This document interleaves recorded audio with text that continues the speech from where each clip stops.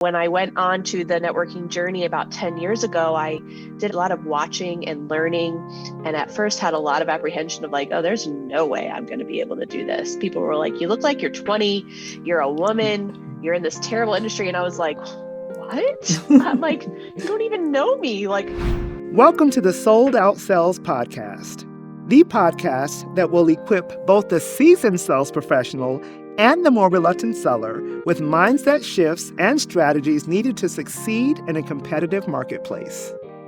Well, hello, Sold Out Sales peeps. I am so excited to be here today because every now and then, when you're doing your thing, just walking through the world, you come across someone you're like, I don't know you, but I love you. And that is just what happened for me today, at least in the last couple of weeks since I've been looking over Sarah Hubbard. She is my soul sister. We've never met before in person. We're going to have a great conversation because she loves networking like I love networking. And she talks about it from a pure heart, just like I literally was like, yes, yes. Everything I read, I was like, yes, yes. So you're going to get in on this fun love moment with me. Sarah, why don't you greet the audience, tell us a little bit about yourself, and share with us one thing that we're never going to find out about you on your website or in your bio. Hi, everybody. I'm so honored to be here. My name is Sarah Hubbard. I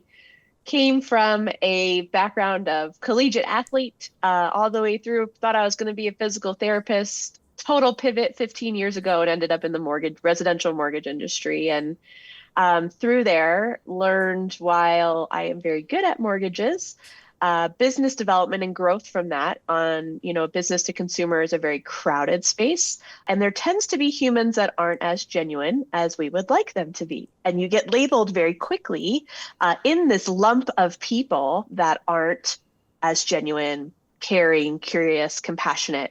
And so when I went on to the networking journey about 10 years ago, I did a lot of watching and learning.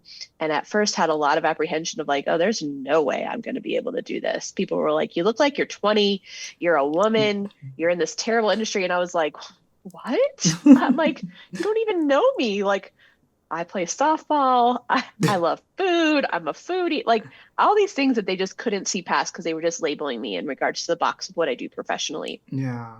I stood back, I watched a lot and learned that the biggest flex that I have as a person is I love people. I'm curious about them. I think they're fascinating. We all have beautiful stories, even the hard ones. And so that's what I started leading into when I went through my networking journey and realized that people were really desperate for that type of connection, that way to do business together. And it has just evolved into so many different aspects into my new book, The Intentional Networker. And one thing that you can't find on any of my social media goodness is I was inducted into a college hall of fame in 2017. I have it behind me for a national championship for softball. Oh, wow. I was waiting to hear what sport you played because I'm a ball player, but I'm a basketball player.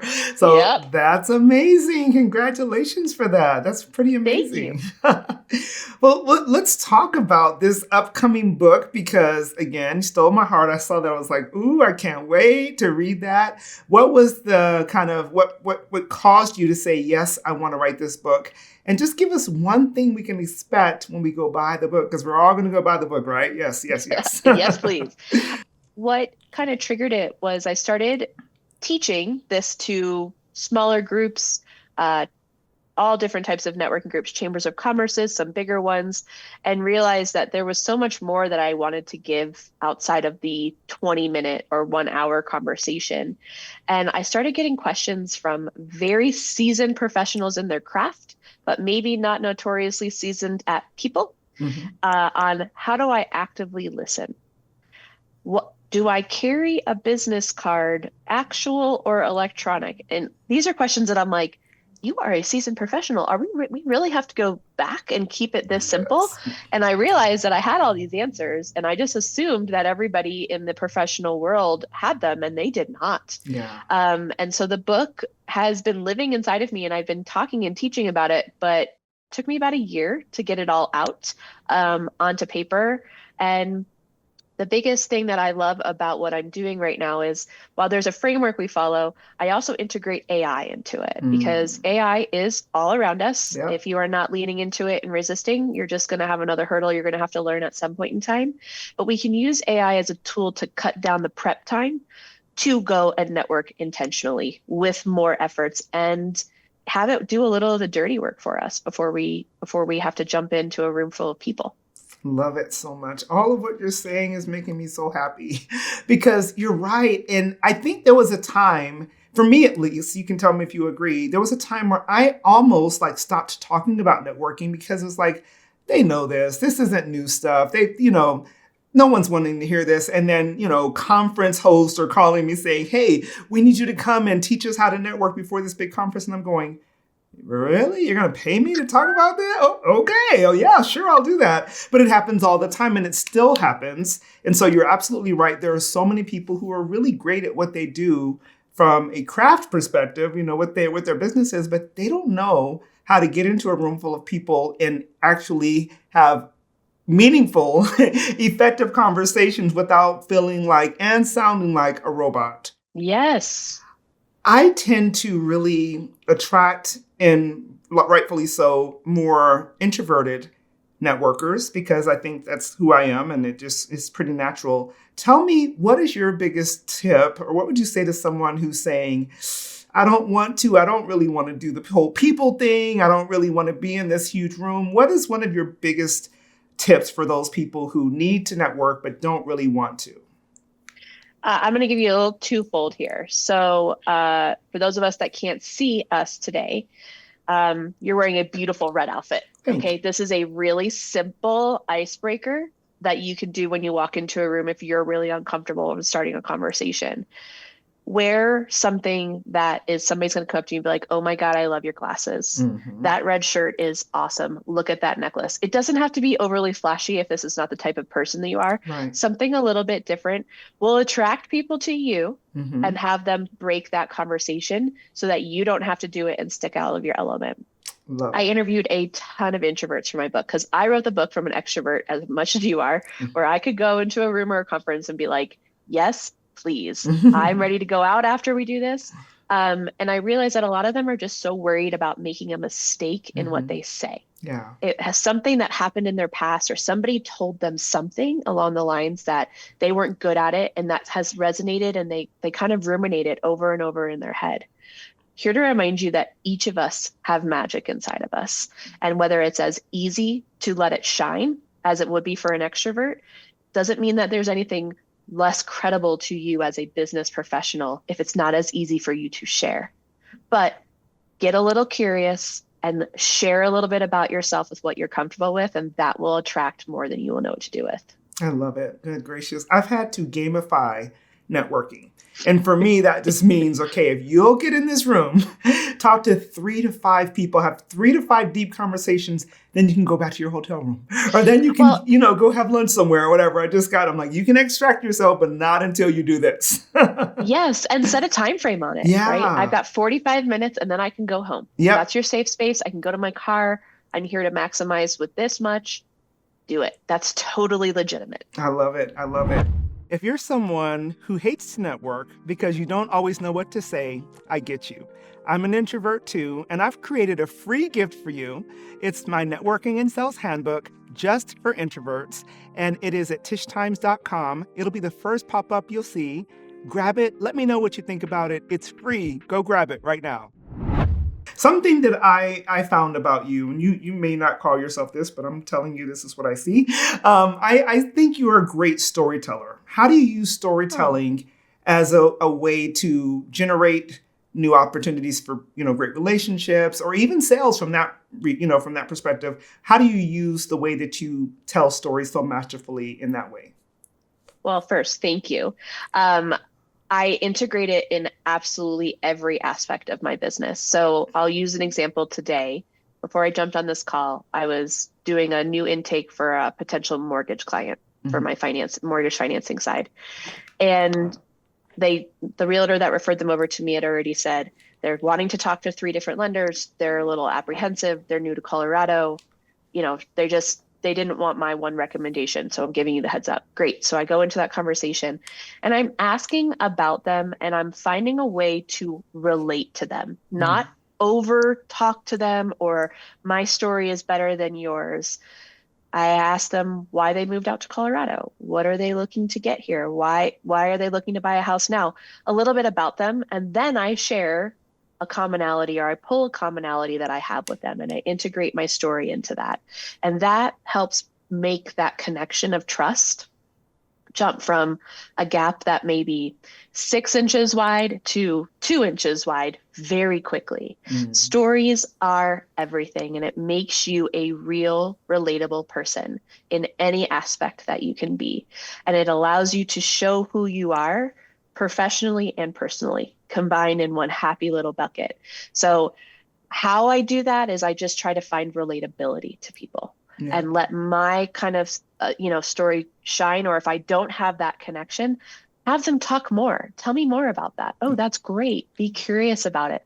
And you will learn more about that person and how you could serve them. And even if they are your ideal client or not, very quickly. Love it. My favorite 2 words, say more. I love that. It's like, if you can get them talking, it's the best thing.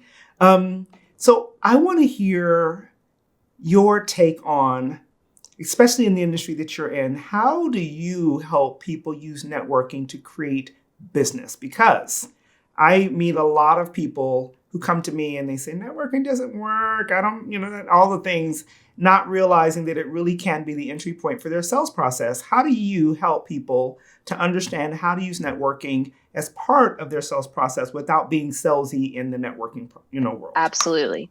In my book, I talk about a 4-stage framework, but I'll say the framework first, but there's one piece of this framework that I feel like you have to execute in order to have networking be successful.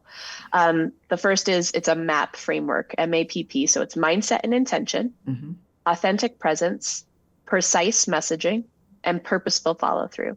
This last piece right here is where 90% of the people drop the ball to say networking doesn't make me money. It's a waste of time. Yeah. And it's because they don't have a system in place to have one conversation with somebody. Oh my gosh, it went great. We had this amazing connection. It's just automatically assume that we're going to get business right away. And then maybe you don't reach out to them for 3 to 6 months, or you sit them on your automatic drip email and they're getting an email once a month, but there's no further conversation to be had. Yeah. There's no problem that you haven't solved anything for them. They haven't solved anything for you, and you didn't learn about what that was. But you also just didn't say, hey, you were top of mind, and hey, I have this amazing podcast and I thought of you today. Let's get a coffee on the books. Let's go get a drink, whatever it is. That purposeful follow through part is where trust is made or broken, and where the money sits in networking, because it's never a one and done. It has to be consistent pieces that you're touching base with these people that you want in your sphere or that could fuel your business. Can we just do a virtual high five real quick? There you go.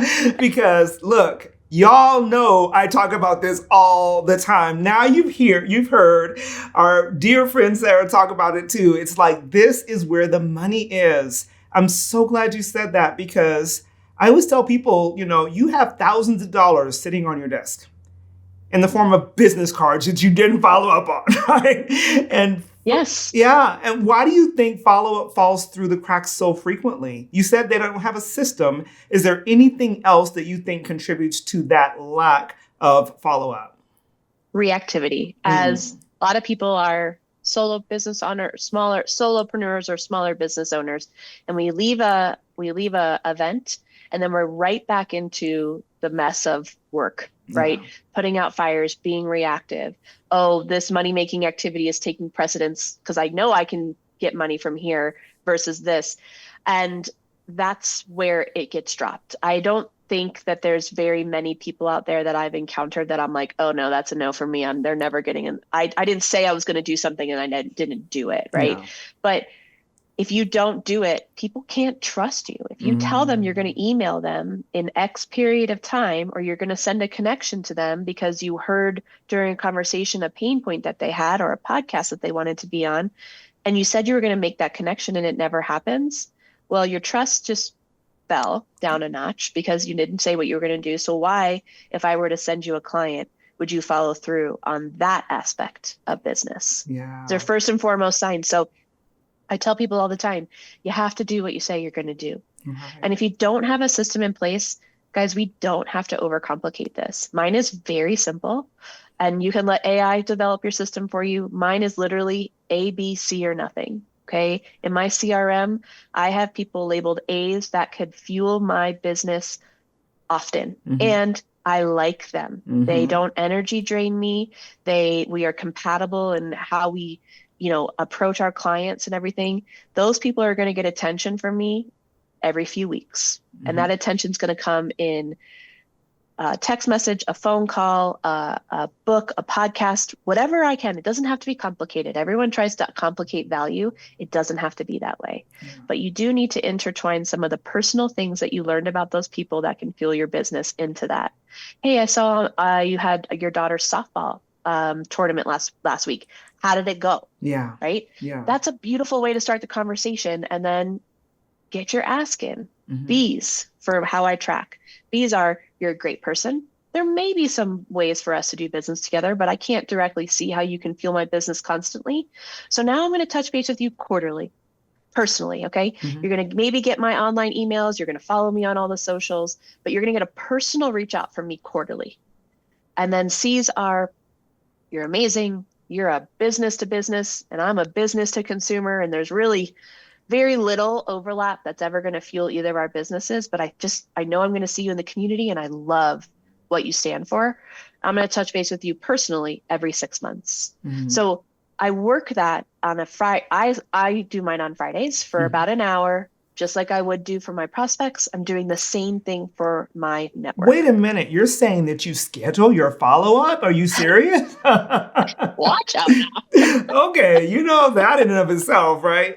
I literally say to people that following up, just the premise of following up, sets you apart from probably 80% of most people in business. Do you agree?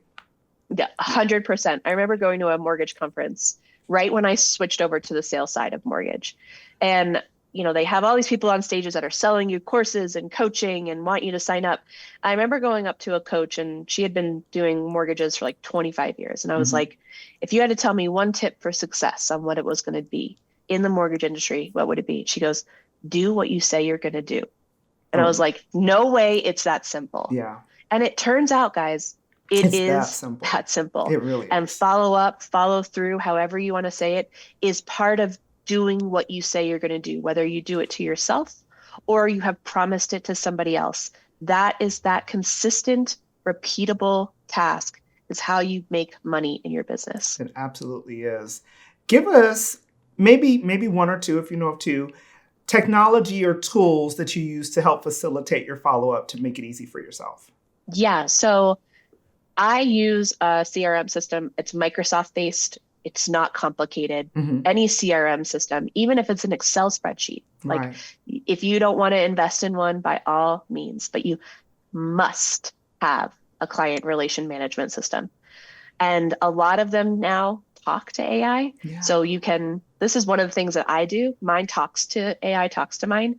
When I'm leaving an event, I actually open chat when I'm driving home, and I don't type, I open the voice feature and I say, I met so-and-so today. They are with Compass. They have 2 kiddos. Like, I just am brain dumping everything into chat. Yeah. And then chat will then take it and then put it into each of those things for me. So now I've saved myself 20 minutes of going back and doing it. And I tell it, hey, I promised Brittany I would send an introduction to this insurance agent. I promised so-and-so I would make an introduction to this podcast. Or I need to be on the lookout for a new bookkeeper for so-and-so. Right. And so I just dump it all so it's out of my brain, let it go into my CRM.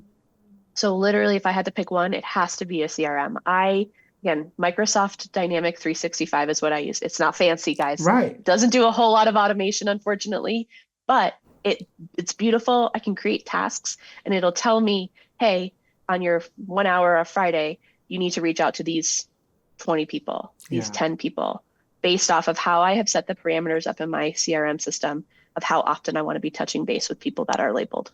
Girl, okay. This one is the fist bump for sure, definitely, because I mean, it really is that simple. And in this age of technology, especially with AI, we have no excuse. We have no excuse at this point.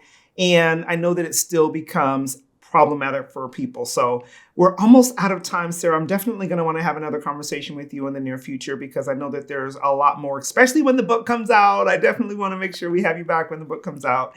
Love it. So the question you said people ask you often, I get this question also. What do you believe is more effective, or do you have a preference over physical business card or digital business cards? I say both. I have both. And I see it as a first opportunity to see how their preferred form of communication is. Boom, girl. So if I get a physical business card, 10 to 1, they prefer physical, real phone calls or in person. If I'm getting a digital business card, they may be environmentally friendly or forgot their business cards at home. 10 to 1, they're an email text preferred form of communication. So I say both. And let it be the first little bit of information you learn about that person. Girl, I wish I could just give you a hug right now, I guess. I just love it because you're so right. It's like the primary way a person connects with you is them informing you how they prefer to be communicated with. This is my sister from another mister, y'all. I love this woman so much right now.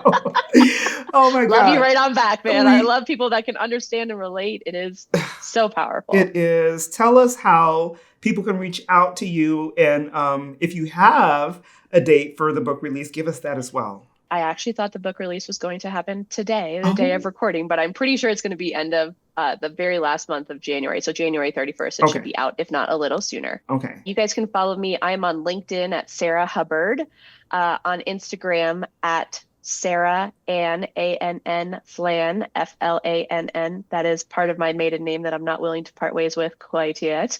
And then my website is sarah-hubbard.com. And my friends, I would love to pour into you, pour my value into you, and hopefully inspire you to get out there and let you shine. Oh man, girl, we'll talk again real soon. We're going to figure out some things to do together. I just see it coming. So, well, thank you for being here. Thank you for sharing your wisdom. Thank you for being a soul sister and reinforcing all the things that I believe in. And I'm sure it's the same for you. And I look forward to talking to you again real soon. Same, my friend. Wonderful. Well, you all heard it here. Number one, take a moment for myself here and say, obviously, I'm not crazy. Sarah just said everything that I teach you guys all the time. And I just really hope that you'll take some of what she said, put it into action. Don't let all of this amazing information that you just received be the thing that you refuse to follow up on. Let this be the opportunity to make this year different than any other year you've ever had by putting into practice what you just heard Sarah Hubbard tell you. Go out and have a great, great week, and we'll see you back here next week. Thanks for listening to the Sold Out Sales podcast. I would be so appreciative if you would show me and my amazing guests some love by leaving a review on your favorite podcasting platform. Also, go over to tishtimes.com/resource page and make sure you pick up your sales and networking handbook, especially for introverts. Also, I would love to continue this conversation, so make sure you connect with me on Facebook, Instagram, and LinkedIn. I'll see you back here next week.